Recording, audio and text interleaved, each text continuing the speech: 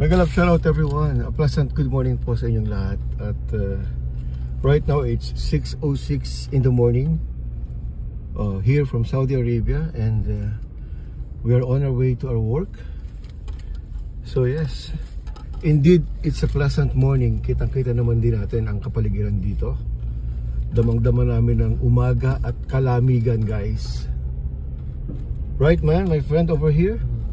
I'm here beside me, one of my best friends here at work. His name is Binru. Go, go, go. Now we are almost here, guys. It's just a 3-minute drive from our accommodation. So we are now approaching the gate to our office.